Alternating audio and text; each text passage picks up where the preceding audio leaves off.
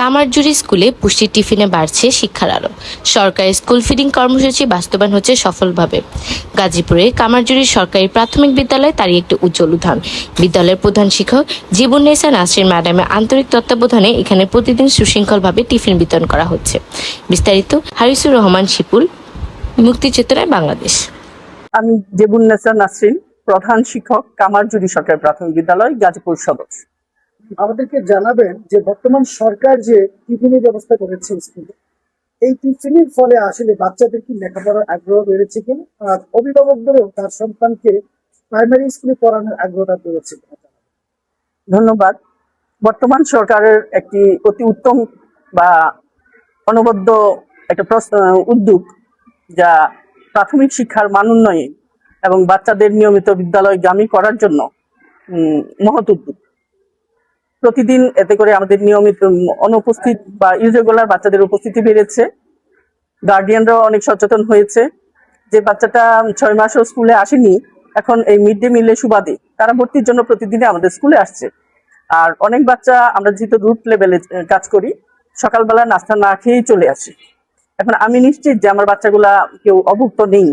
আমরা 2টা ক্লাসের পরেই মিড ডে মিলের ব্যবস্থা করে রেখেছি, কারণ কেউ যদি, অনেকেই দেখা যায় যে বাচ্চার ঘুম থেকে উঠে আলসেমি করেও খায় না বা গার্ডিয়ানের অসচেতনতাও থাকে, সে কারণে তারা নাস্তা না খেয়েই চলে আসে। এই জন্য আমরা দ্বিতীয় পিরিয়ডের পরেই আমরা মিড ডে মিলটা সার্ভ করি, যাতে তাদের নাস্তাটা খেয়ে নিতে পারে। এই জন্য আমার বর্তমান সরকার, তার সাথে সংশ্লিষ্ট সকলকে আমি আমার পক্ষ থেকে, আমার বিদ্যালয়ের পক্ষ থেকে সকলকে ধন্যবাদ জানাচ্ছি। প্রতি 3 মাস পরই আমরা মা সমাবেশের একটা শিডিউল রয়েছে। তার ছাড়াও আমরা বিভিন্ন প্রয়োজনে প্রায় যখনই প্রয়োজন পড়ে তখনই আমরা মা সমাবেশের আয়োজন করে থাকি।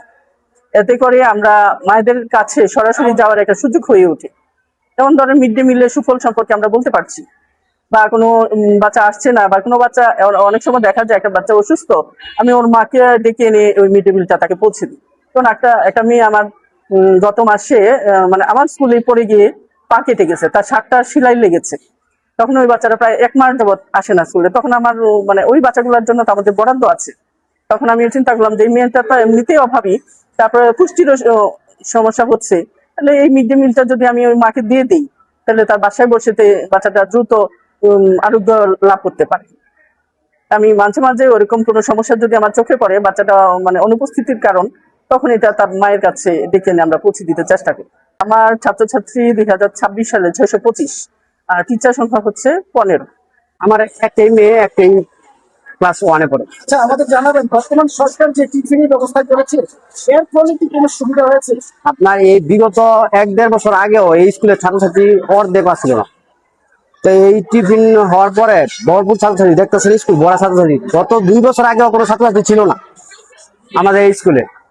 এই সরকারকে ভালো কাজ। জি, এই সরকারের উদ্যোগের কারণে অনেক ছাত্রছাত্রী যারা মনে করেন যে পড়াশোনা করতো না, এলাকায় ঘুরতো, তারা অনেক স্কুলে পড়তেছে। স্কুলে ভরপুর ছাত্রছাত্রী। আমগো স্কুল অন্তত দেখতেছি, আমরা অন্য স্কুল তো বাড়ির কাছে স্কুল আমগো এটুকুই। আমরা এই আমার বাবা পড়ছে, আমার বোন পড়ছে, আমি এই স্কুলে পড়ছি। দেখা যায় কি মাঝখানে কিছু ছাত্রছাত্রী কমে গেছিল। এই 2 বছর আগের কথা, স্কুলে কোনো ছাত্রছাত্রী ছিল না। তো এই 2 বছর পরে অনেক ভালো ছাত্রছাত্রী আমাদের স্কুলে ভরপুর ছাত্রছাত্রী আছে। তো সরকারের এই যে উদ্যোগটা, যে এটা আসলে অনেক কার্যকরী একটা উদ্যোগ। আর আমি সরকারের সাধুবাদ জানাই যে এই জিনিসটা, সে যে এই ছাত্রছাত্রী, ছোট ছোট ছাত্রী একসাথে যে সবাই যে পড়তে পারতেছে, এইটুকু হলো বড় একটা বিষয়। আমার নাম আল সাদিক। আমার বিদ্যালয়ের নাম কামারজুরি সরকারি প্রাথমিক বিদ্যালয়। আগে আমরা বাসা থেকে টিফিন আনতাম, এখন সরকার থেকে আমাদের টিফিন দেওয়া হয়। তাই ম্যাম, সরকার, টিচার সবাইকে অনেক ধন্যবাদ। আমার নাম আইসালাল তোয়া। আমার বিদ্যালয়ের নাম কামারজুরি সরকারি প্রাথমিক বিদ্যালয়। আমি 2য় শ্রেণীতে পড়ি। আমাদের আগে বাসা থেকে টিফিন আনতে হতো, এখন হয় না, কারণ সরকার আমাদেরকে প্রত্যেকদিন টিফিন দেয়।